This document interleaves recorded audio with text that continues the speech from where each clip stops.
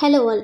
இன்றைக்கி இருக்க மிகப்பெரிய ப்ராப்ளம் கேஜி ஸ்டூடெண்ட்டாக இருக்கட்டும், இல்லை ஹையர் கிளாஸ் ஸ்டூடெண்ட்டாக இருக்கட்டும், யாராக இருந்தாலும் பேரண்ட் கம்ப்ளைண்ட் பண்ணுறது, என் குழந்தைக்கு படிக்கிறதுல கஷ்டப்படுறான். ஒரு வேர்டை படிக்க தெரியல, இங்கிலீஷ் வேர்டை படிக்க தெரியல, ஒரு சென்டென்ஸை படிக்க தெரியல.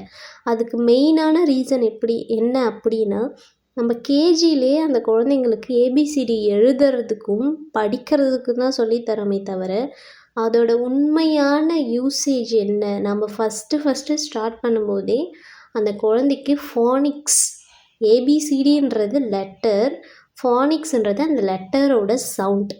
அதை தான் நம்ம ட்ரெயின் பண்ணணும். அதை தான் இப்போ நம்ம இந்த வீடியோவில் பார்க்க போகிறோம்.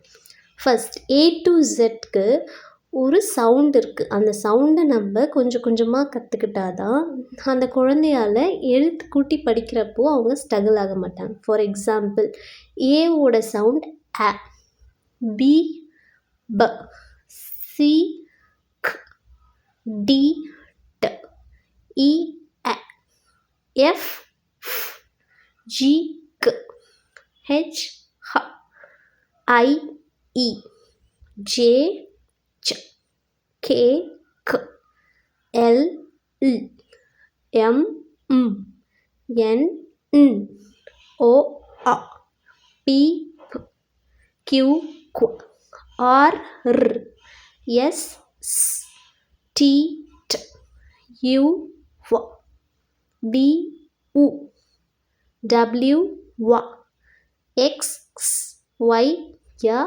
ஜெட் ஸ். இதெல்லாம் தான் இதோட சவுண்ட். இந்த மாதிரி லெட்டராக படிக்காமல் லெட்டர்ஸோட சவுண்ட்ஸை படிக்கிறது தான் ஃபானிக்ஸ்.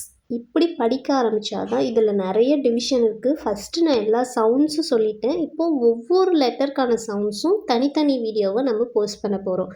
ஸோ இந்த மாதிரி யூஸ்ஃபுல்லான வீடியோஸ் நீங்கள் கற்றுக்கணும், உங்கள் குழந்தைக்கும் நீங்கள் சொல்லித்தரணும், இல்லை நீங்களும் கற்றுக்கணும், இங்கிலீஷை அழகாக ரீட் பண்ணணும் அப்படின்னா இதுதான் one of the easiest way.